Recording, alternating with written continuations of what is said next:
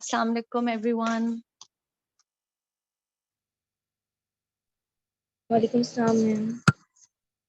कैसे हो सब? अल्हम्दुलिल्लाह ठीक मैम, आप कैसी हैं? वालेकुम अस्सलाम मैम। अल्लाह का शुक्र। ये सुबह वाले लेक्चर्स थोड़े मुश्किल होते हैं सबके लिए, आई गेस सब लोग सो रहे होते हैं। नो मैम, सुबह 8 बजे भी क्लास होती है तो फिर जाग जाते हैं। अच्छा, चलें, let's start with our lecture. आज हमने 2 लेक्चर्स करने हैं। ये पहला जो लेक्चर है वो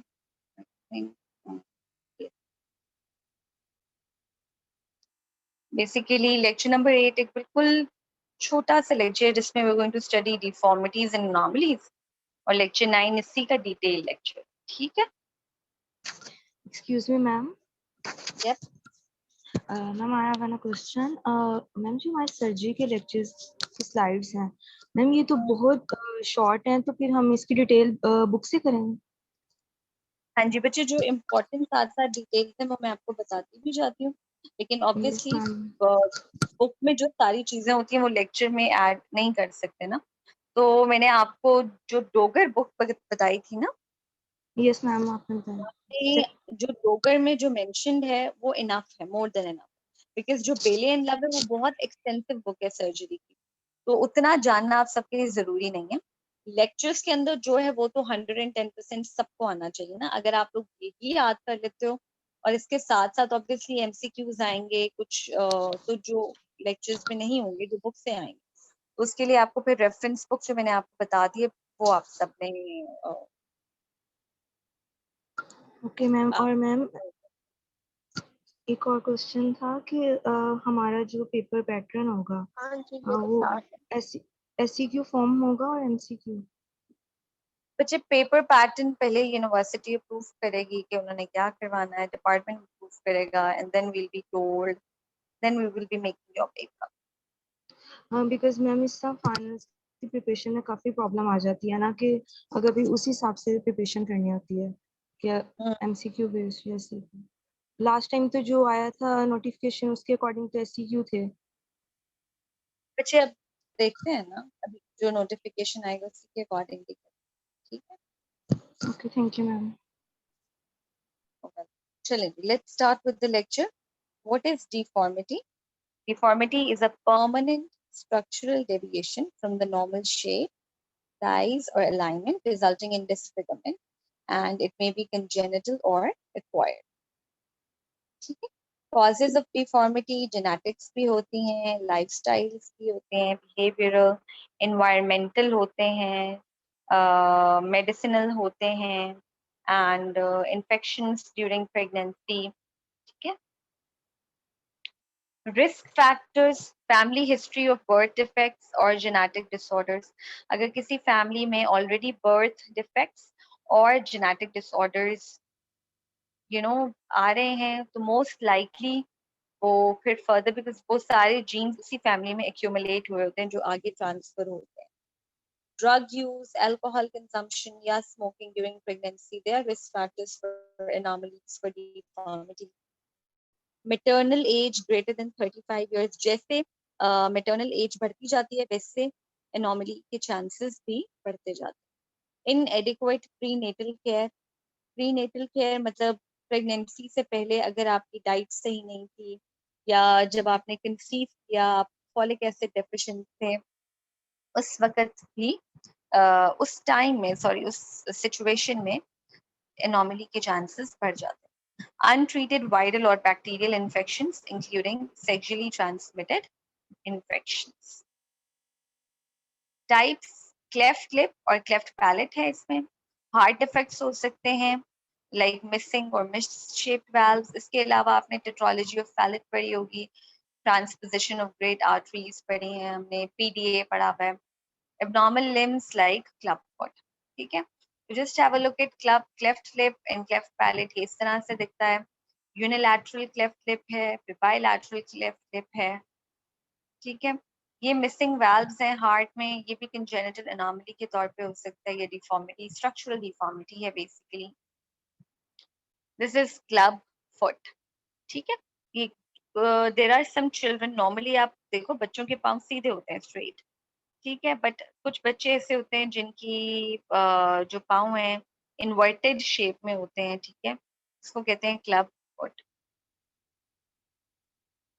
और ये रेडियोलॉजिकल फीचर में आप L1 वर्टिब्री पे देखोगे कि ये एक साइड पे इसकी ट्रांसवर्स प्रोसेस है, एक साइड पे ये डिफॉर्म्ड है, so this is again a congenital anomaly. Okay, what is anomaly? Anomaly is a birth defect caused by a structural abnormality or a marked deviation from the average. Same definition है, anomaly का बस यही होता है कि anomaly birth defect होता है, और जो deformity है वो birth के बाद भी हो सकती है, ठीक है।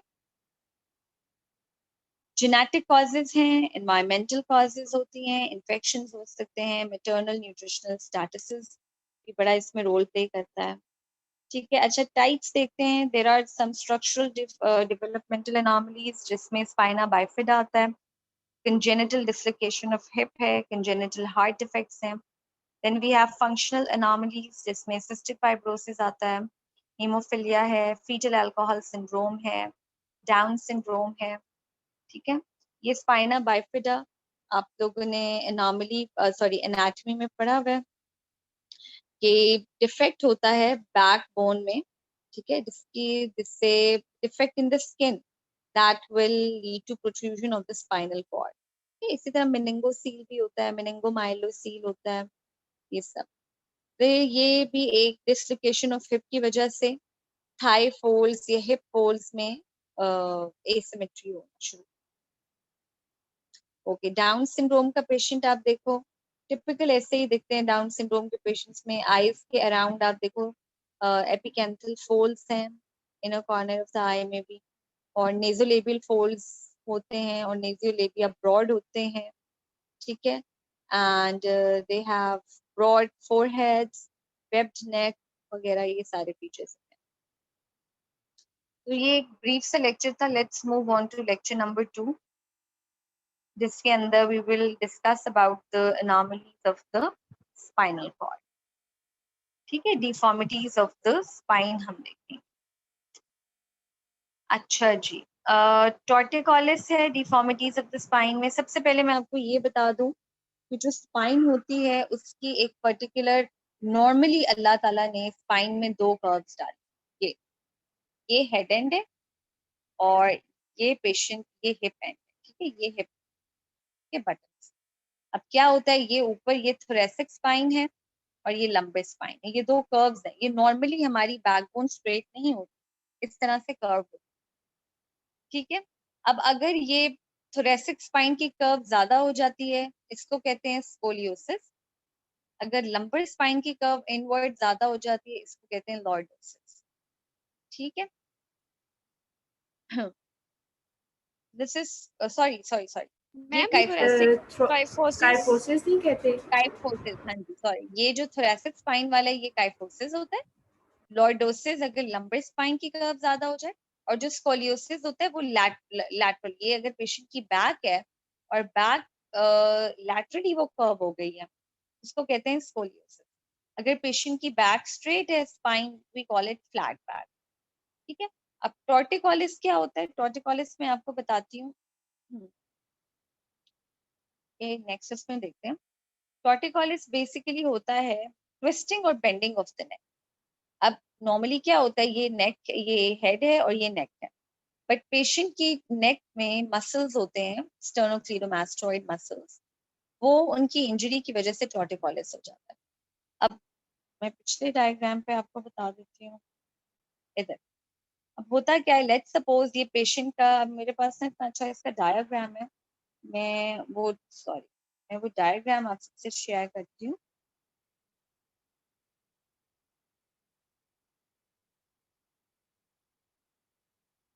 Let me share my a diagram with you guys.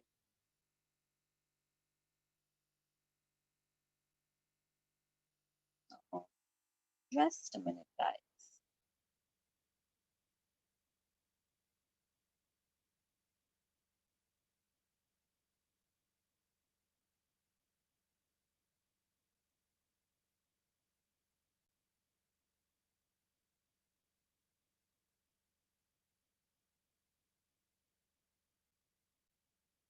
अच्छा जी, let me just share a diagram with you guys. ठीक है, फिर मैं आपको बताती हूँ torticollis. Can you guys see this diagram? Yes ma'am. अच्छा, अब torticollis ये होता है कि जो ये sternocleidomastoid है ना, SCM मसल, ये कॉन्ट्रैक्टेड हो जाता है, इस स्पैज्म में चला जाता है। ठीक है, अब मैं आपको कॉजेज बताऊंगी, कंजेनिटल भी होती हैं, एक्वायर्ड भी होती हैं, इसमें डिफरेंट कॉजेज होती हैं। तो लेट्स जस्ट डू के टॉर्टिकोलिस में क्या होता है, फिर बाकी कॉजेज बात करेंगे। जो मसल है ना वो कॉन्ट्रैक्टेड होता है। लेट्स सपोज यहाँ पे डायग्राम उन्होंने दिखाया है, लेफ्ट साइड का मसल कॉन्ट्रैक्टेड है, तो जिस साइड का मसल कॉन्ट्रैक्टेड है हेड उसी साइड पे टिल्ट कर जाता है, क्योंकि मसल छोटा हो गया ना इस साइड का, तो हेड उसी साइड पे टिल्ट कर जाता है। And chin points towards the normal side. ठीक है, लेफ्ट साइड का मसल कॉन्ट्रैक्टेड है, तो जो चिन है वो राइट साइड पे पॉइंट करेगी। ठीक है, ये याद करना, ये पता होना बहुत जरूरी है आप सबको। तो ये छोटा सा एक पॉइंट था जो मैं बताना चाह रही थी। अब ये डायग्राम मैंने लेक्चर में डाला था बट कुछ समहाउ डिलीट हो गया, सो प्लीज आप सब लोग इसको अपने माइंड में रखो। ठीक हो गया? सो जो चिन है it points towards the normal side और द ऑपोजिट साइड, इसको torticollis. So torticollis is basically contraction or spasm of the sternocleidomastoid. ठीक है, so इसमें बेसिकली क्या होती है, abnormal twisting of the neck abnormally twist, head one side पे होता है, चिन दूसरी साइड पे होती है, और ये काफी पेनफुल कंडीशन होती है। ठीक है, this is quite a painful condition. अब इसकी कॉजेस में हमारे पास इनहेरिटेड कॉजेस आती हैं, जिसमें जीन्स हैं।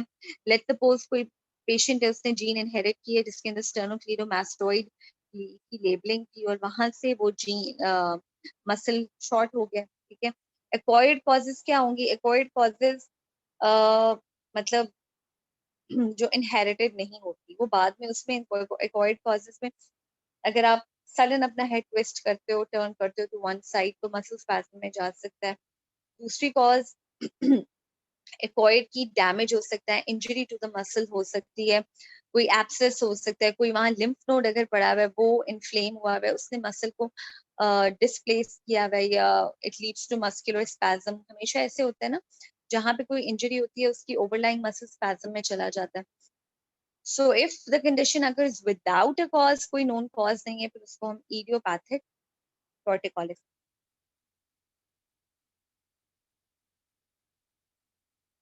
So in newborns, torticollis most often results from causes related to muscles in the neck and shoulder area. It may be caused by injuries to neck muscles during a difficult delivery. In older children, possible causes of torticollis include injury to the neck muscles. Sometimes the trauma is minor, like sleeping in an awkward position. Much less often, the vertebrae in the neck may become dislocated or fractured. ठीक है, तो दूसरी important cause क्या है? Injury to the neck muscles, sleeping awkward तरीके से, if you are sleeping awkward, अगर आप बॉक्सेस में normally when they have this blow to the neck, उसमें ये मसल इफेक्ट हो सकता है। देन आई टोल्ड यू कोई लिम्फ नोड इन्फ्लेम पड़ा हुआ है नेक में, इन्फेक्शन, इन्फ्लेमेशन, ठीक है, या एब्सेस की वजह से, ये सारी कॉजेज हैं जिसकी वजह से टॉर्टिकोलिस हो सकता है। सिम्टम्स क्या होंगे? Limited range of movement of head, head बिल्कुल समझो पेशेंट मूव ही नहीं करेगा, वो इसलिए क्योंकि इतना पेनफुल होता है ये स्पैज्म कि आप अपना हेड बिल्कुल मूव नहीं कर सकते किसी और साइड पर। हेडेक हो सकती है, हेड ट्रेमर हो सकता है, नेक पेन हो सकती है, shoulder that is higher on one side of the body, stiffness of neck muscles, swelling of the neck muscles। ठीक है, ये सारी चीजें हो सकती हैं। अच्छा, डायग्नोसिस कैसे डायग्नोसिस करोगे? हिस्ट्री, फिजिकल एग्जाम पे आप 99% डायग्नोसिस बना लेते हो टॉर्टिकोलिस का। बट हाँ, जो बच्चे कंजेनिटल टॉर्टिकोलिस से पैदा होते हैं उनको कंफर्म करने के लिए फिर हमें एमआरआई स्पाइन करना पड़ता है, हमें CT scan, x ray cervical spine करवाना पड़ता है। ठीक है, आई एग्जामिनेशन कर सकते हो, नॉट वेरी इंपॉर्टेंट। टॉर्टिकोलिस का ट्रीटमेंट क्या है? अब treatment depends on the cause. For example, एक पेशेंट है जिसका लिम्फ नोड swollen है, आप उसको एंटीबायोटिक दो, एंटी इन्फ्लेमेटरी दो, लिम्फ नोड ठीक होगा, टॉर्टिकोलिस ठीक होगा। एक और पेशेंट है, उसका नेक पोस्चर हमेशा ही खराब रहता है, जिसकी वजह से उसको टॉर्टिकोलिस हो जाता है। हम उसको एक्सरसाइजेस एडवाइस करेंगे, ठीक है। ये सारी चीजें पेशेंट्स को हम कहते हैं रेस्ट करो, आइस पैक्स लगाओ, हम आइब्यूप्रोफेन देते हैं या डिक्लोरान के इंजेक्शंस लगवा लेते हैं पेशेंट को। अब जो न्यू बॉर्न है who are born with torticollis, अब बच्चे देखो, अगर कोई एक न्यू बॉर्न है, कंजेनिटल उसको मसला है, बाय बर्थ मसला है, आप उसका मसल ठीक नहीं कर सकते। इसमें हम क्या करेंगे, हम सिंपल फिजियोथेरेपी कराते हैं ताकि उसके जो हेड की मूवमेंट है वो थोड़ी बहुत ठीक रहे, ठीक है। अच्छा, अब अगर आप देखते हो कि थोड़ी बहुत सर्जरी से थोड़ी करेक्शन हो सकती है तो may be we can do that, but normally congenital anomaly को आप सर्जरी से करेक्ट नहीं कर सकते। कॉम्प्लिकेशंस होती हैं अगर आप टॉर्टिकोलिस को ट्रीट नहीं करते, तो it could lead to muscle swelling due to constant tension, nervous system symptoms आ सकते हैं due to pressure on nerve, ठीक है। ये था। अच्छा, फिर मैंने आपको बताया स्पाइन का। Now the spine has three types of curves: kyphotic, lordotic and scoliotic.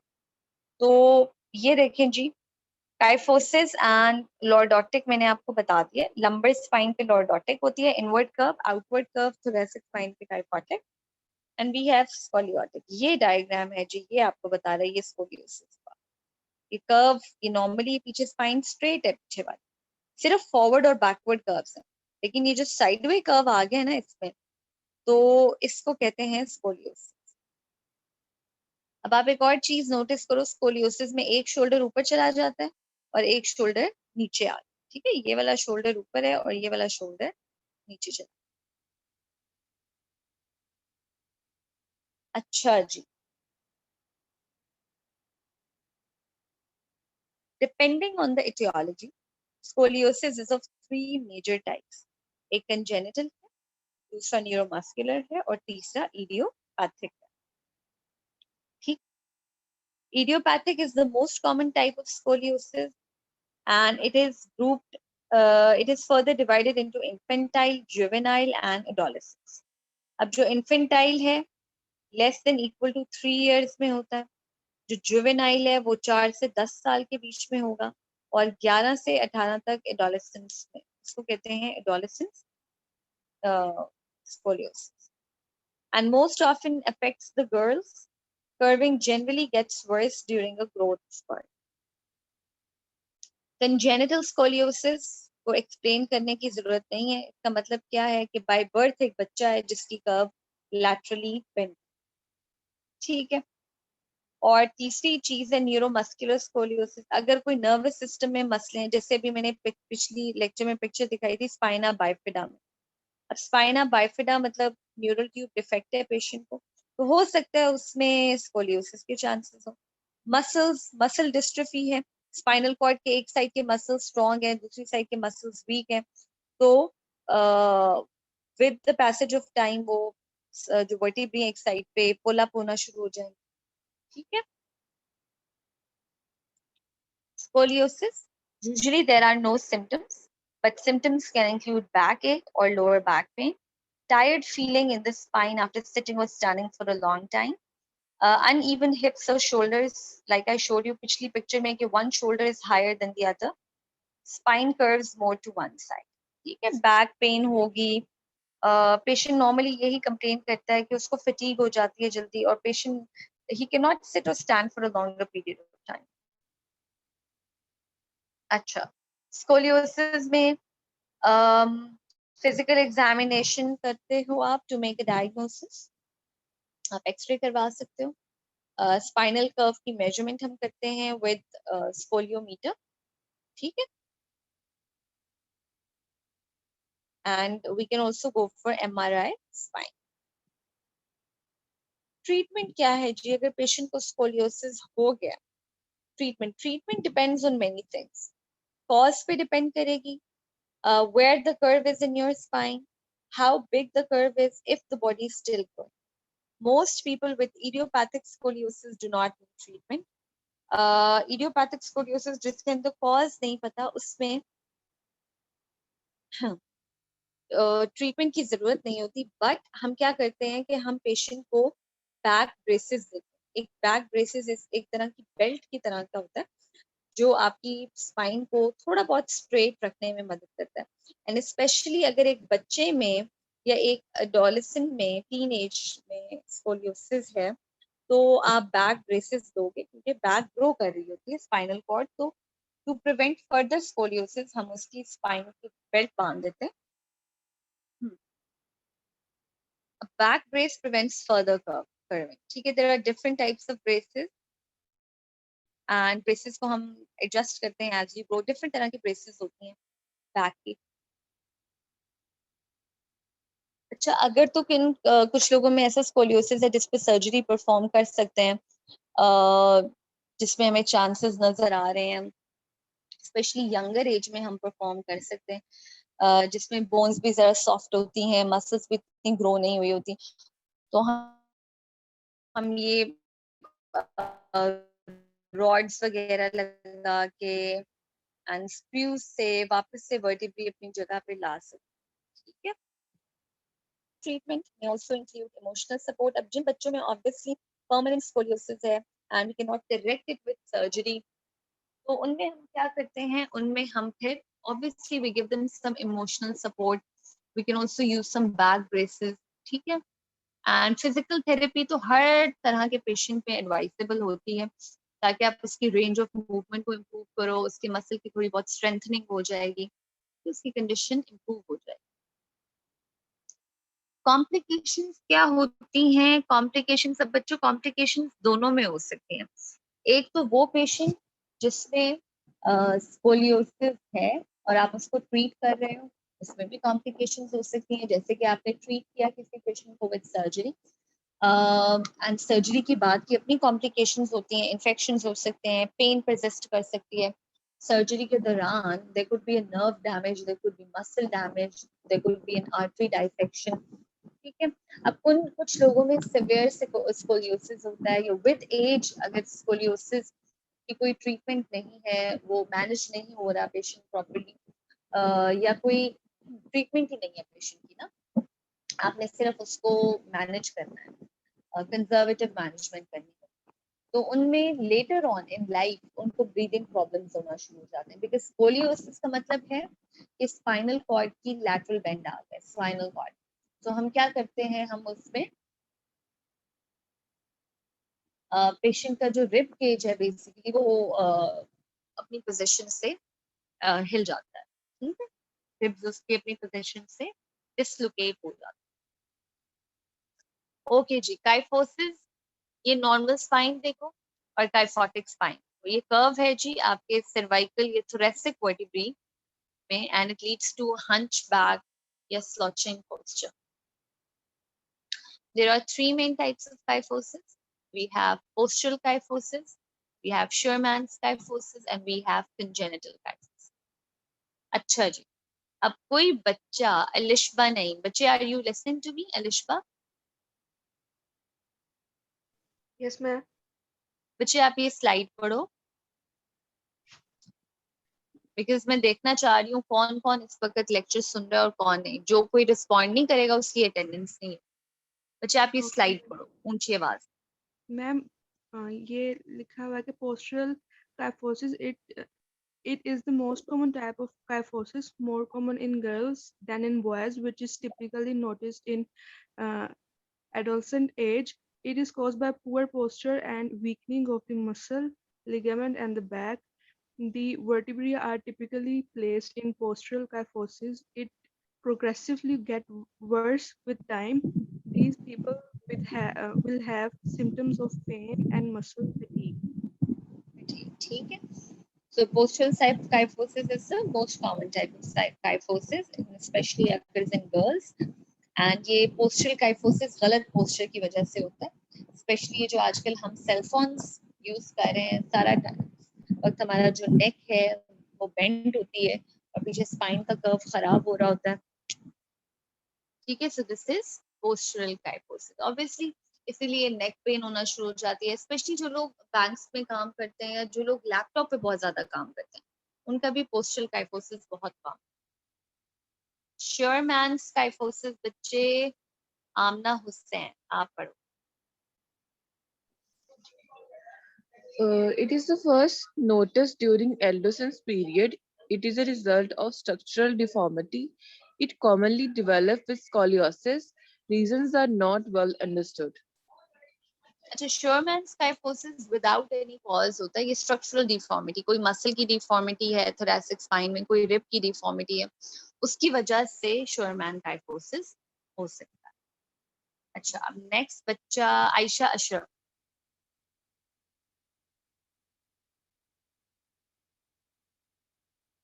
Ayesha Ashraf, Ayesha Ashraf. हाँ जी बच्चे, अब आप ये कंजेनिटल पढ़ो, congenital kyphosis. It is the least common type of kyphosis. It is caused by abnormal development of vertebra prior to birth, occurs due to fusion of many vertebrae together. ठीक है, तो congenital kyphosis क्यों होती है? Because जो thoracic vertebrae हैं वो आपस में फ्यूज होना शुरू, so it is caused by abnormal development of vertebrae before. अच्छा जी, now we have, अब मैं किस बच्चे को do Bakhtawar Ashfaq. Etiology, incidence and risk factor. It can occur at any age, very rare at birth. Postural kyphosis occurs as a result of poor posture and weakening of muscle and ligaments. Congenital kyphosis occurs as a result of improper development of vertebra or fusion of vertebra. ठीक है, तो इस slide में वो क्या बता रहे हैं कि पोस्चरल काइफोसिस पोस्चर की वजह से होती है। आपका गलत पोस्चर है, पुअर पोस्चर है, और पुअर पोस्चर में एक्चुअली होता क्या है कि मसल्स जो है उनकी वीकनिंग स्टार्ट हो जाती है, weakening of muscle. Then we have congenital kyphosis. It is a result of improper development of vertebrae, like I told you, fusion. अच्छा, अब नेक्स्ट हमारे पास फरा सरवर।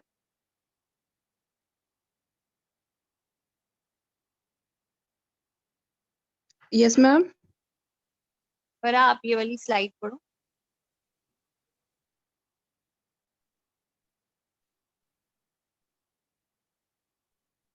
फरा बच्चे, can you listen?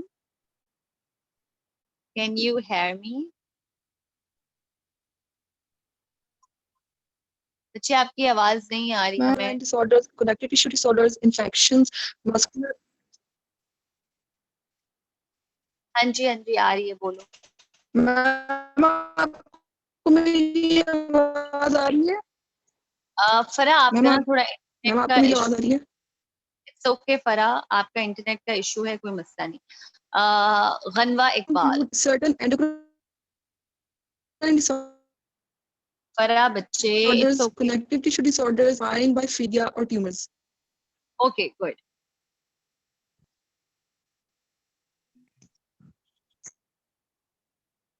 Okay, next जो बच्ची है,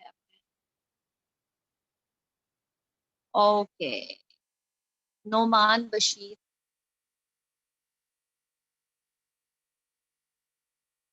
मुझे लगता है ये सब लड़के यस सो मैम। गए। Wow, you are awake, good. चलो आप ये नो मैम, जाग रहा हूँ। कॉम्प्लिकेशन वाली स्लाइड पढ़ो। Complication, difficulty in breathing, fatigue, mild back pain, round back appearance, tenderness and stiffness.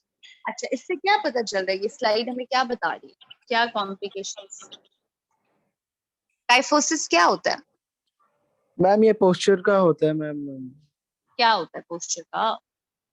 Kyphosis की डेफिनेशन क्या, मैं आपसे वाइवा में पूछूं, what is kyphosis?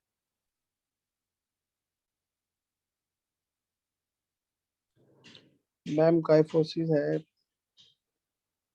Thoracic spine जो है ना, थोरैसिक वर्टिब्री, उनका आउटवर्ड मैम कर्वेचर ये ज्यादा स्पाइनल होता है। डिसऑर्डर है मैम। बच्चे देख लो, आप लेक्चर आप लोग सुनते नहीं हो, आई डोंट नो आप लोग क्या कर रहे हो। मैम अच्छा चलो ठीक है, म्यूट योरसेल्फ। मोहम्मद उजैर।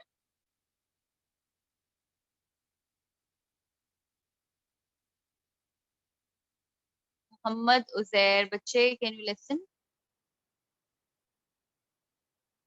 उजैर साहब नहीं है इधर। Maham Malik.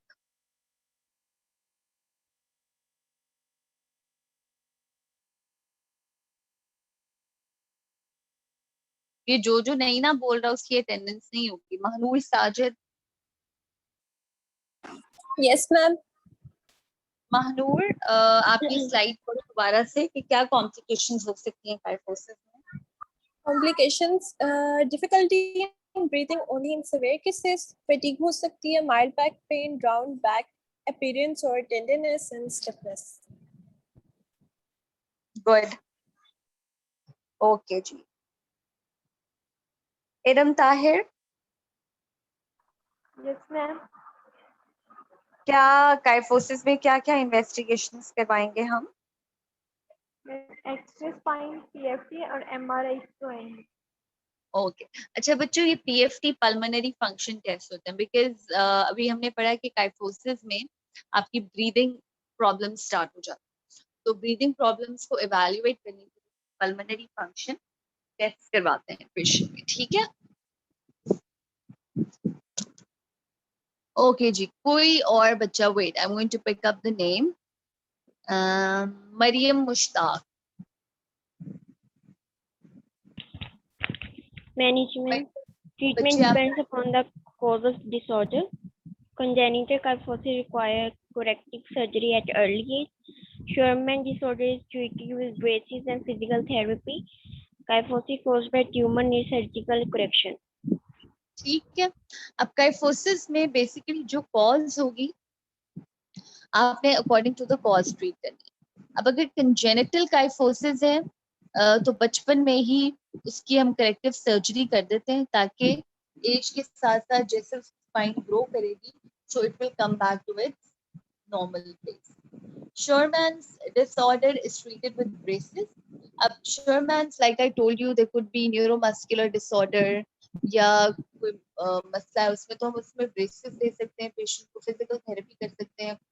Kyphosis like for example कोई ट्यूमर है, स्पाइनल कॉर्ड का ट्यूमर है या कोई एडजेसेंट मसल का, नर्व का, ऑर्गन का, तो उसमें भी हम सर्जिकल करेक्शन कर सकते हैं, ठीक है।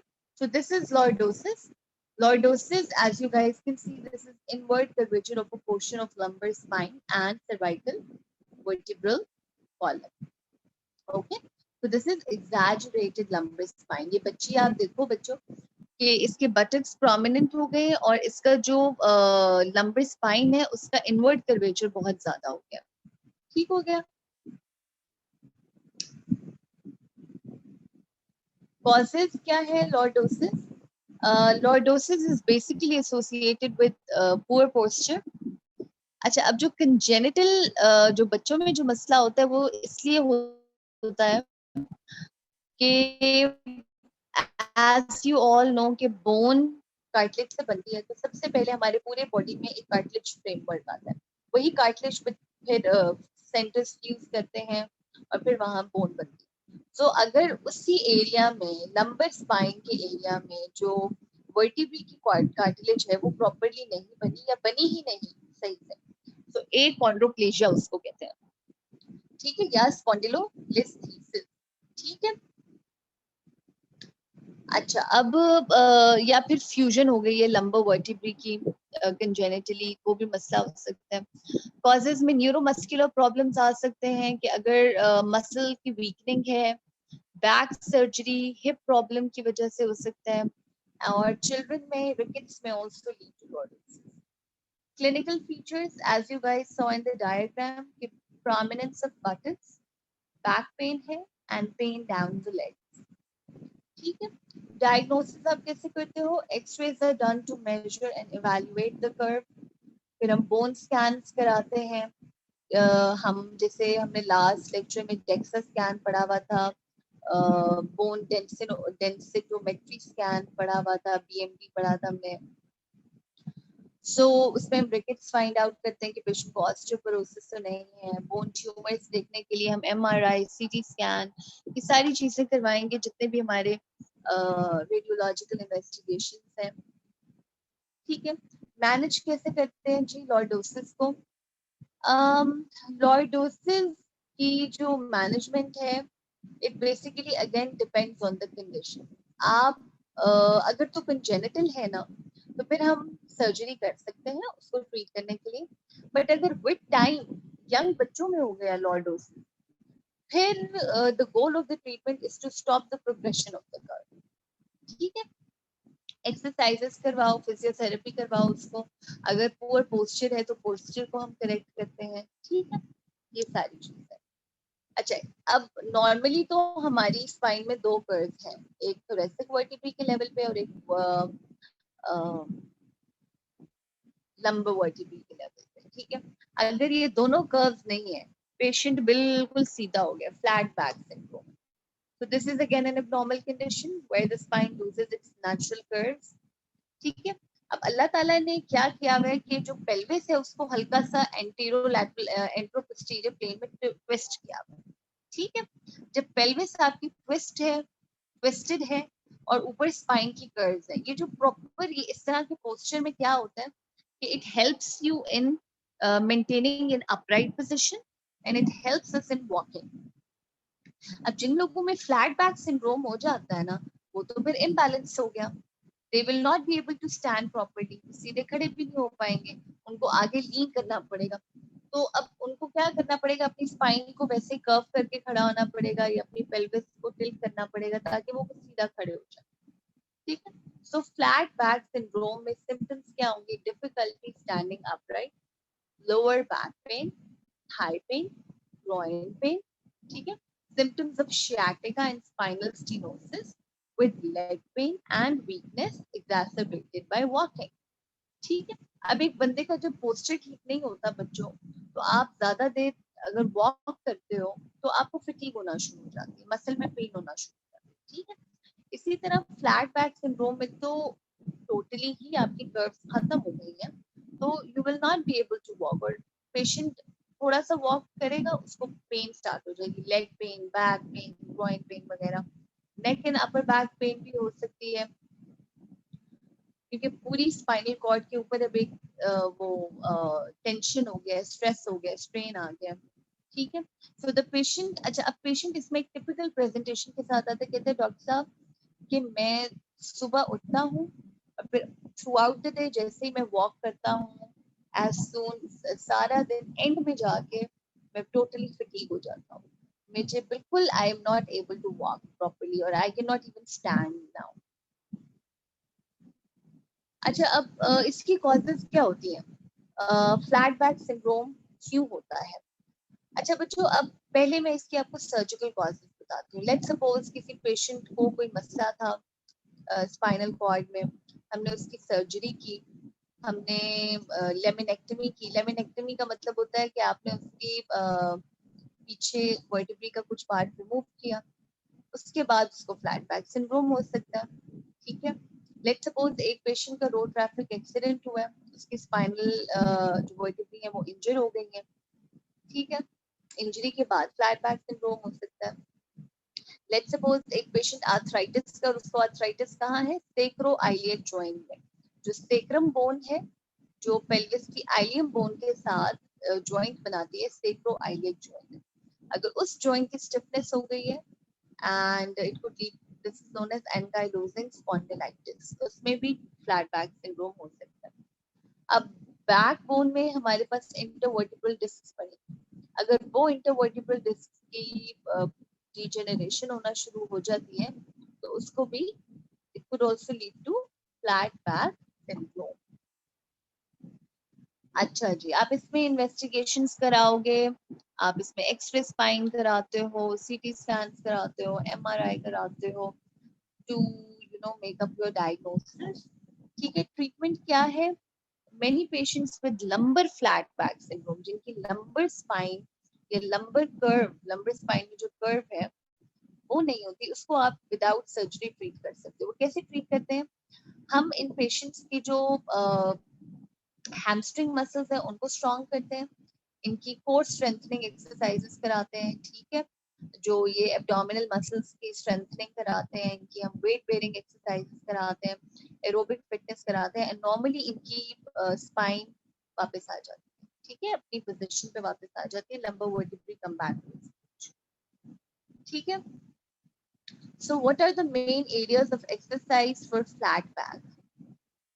Exercise to maintain normal pelvic position, So for optimal alignment of spine and for encouraging anterior pelvic tilt on the sagittal plane.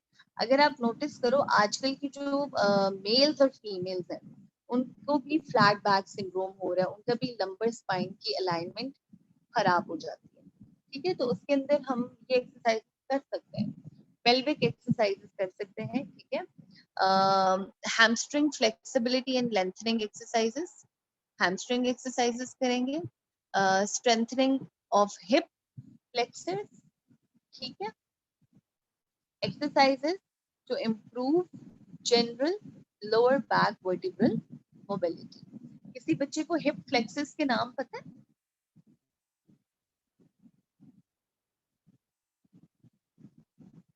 किसी बच्चे को hip flexor कोई एक मसल का नाम बता दो मुझे। मैम quadriceps है। सॉस Okay, मेजर और या ये हिप फ्लेक्सर्स जो ये जो सॉस मेजर है ना, ये बड़े स्ट्रॉन्ग मसल्स हैं हिप फ्लेक्सर्स के। ठीक है? इलियाकस भी हाँ बिल्कुल, इलियाकस है, सॉस मेजर, सॉस माइनर। ठीक है, ये सारे आपके Rectus femoris.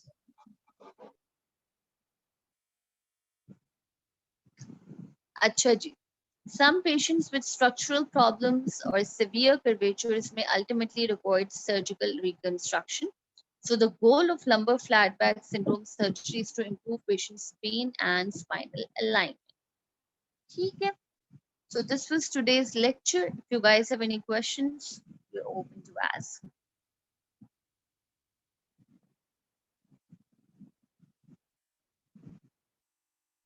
जी बच्चे,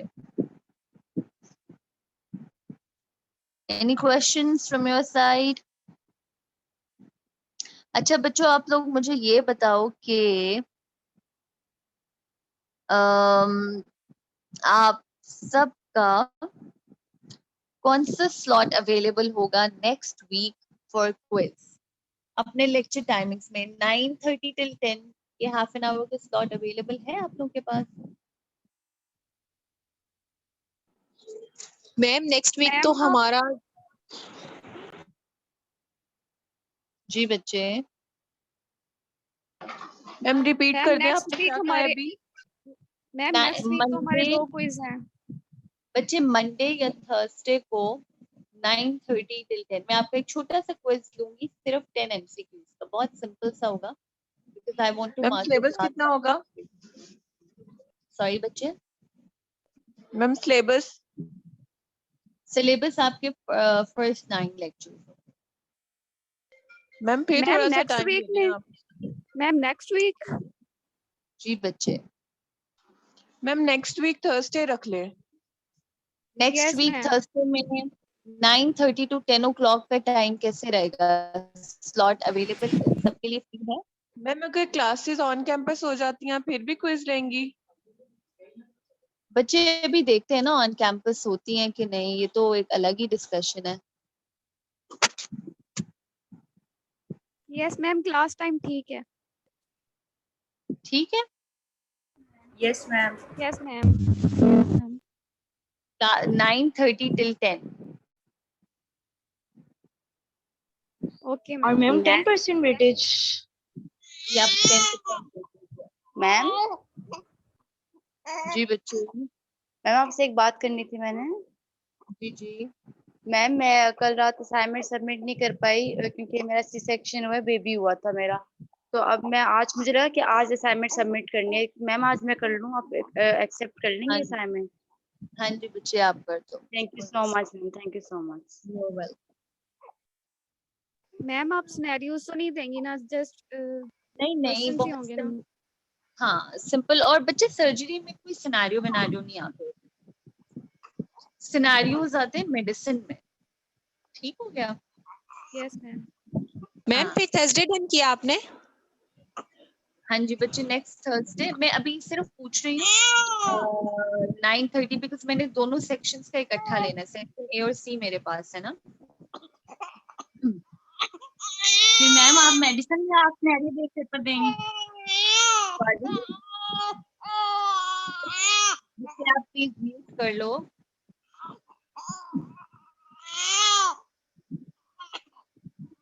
Laiba please mute your mic. चलिए, अच्छा अभी क्विज कंफर्म नहीं है, वो इस तरह से may be slot next week में होगा इंशाल्लाह, बट स्लॉट कंफर्म नहीं है। मैं आप लोगों से, बिकॉज मैंने अब सेक्शन ए से डिस्कस करना है कि नेक्स्ट वीक भी इसी टाइम स्लॉट में लूँ, बिकॉज मैंने स्लॉट सेम रखना है। Okay ma'am. Ma'am date but वैसे 10 बन रही है। हाँ हाँ, थर्सडे को होगा, थर्सडे को ही, बट थर्सडे को अब स्लॉट देखना है। अगर उन लोगों का ये स्लॉट फ्री नहीं है तो फिर शायद आप लोगों का शाम को 6:30 या 7 o'clock, ठीक है? Okay ma'am. Ma'am ma'am Thursday को अगर सिर्फ आगे लेक्चर हमारा से रीड कर मेडिसिन ले का तो भी एनफ खुलता है। है। सॉरी मैम अगर सिर्फ लेक्चर से रीड कर ले तो एनफ है, एक्चुअली बुक नहीं है अभी तक पास, यहाँ से मिलती नहीं है मेडिकल की बुक्स। बच्चे ये इसका मैं कुछ नहीं कह सकती, बिकॉज जब मैं क्विज बनाने बैठूंगी तो मैं बुक भी कंसल्ट करूँ। ये आपकी फाइनल एग्जाम की प्रिपरेशन के लिए, बेसिकली आपकी मिड असेसमेंट की प्रिपरेशन के लिए, ताकि you guys go through book at least once, ठीक है? मैम आप बुक LMS पे अपलोड कर सकती हैं PDF। मेरे पास PDF का लिंक नहीं है, वरना मैं अपलोड कर देती। बच्चों ये बहुत इजीली अवेलेबल है, बुक्स आप जाके प्लीज बाय कर दो। Okay ma'am. चलें, thank you so much everyone, take care, अल्लाह हाफिज। अल्लाह हाफिज मैम। ओ नहीं, अटेंडेंस के लिए सब अपना हैंड रेज करो, वरना मुझे फिर सबकी मार्क करनी पड़ेगी।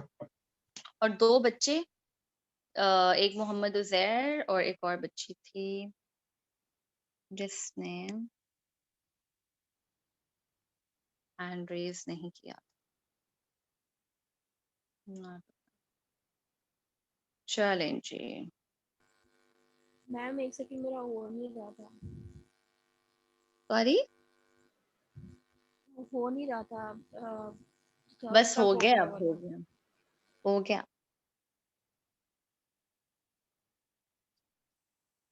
चलें, ओके एवरीवन, आई थिंक अब ये बाकी थोड़े बहुत 1 2 3 4 5 6 बच्चे।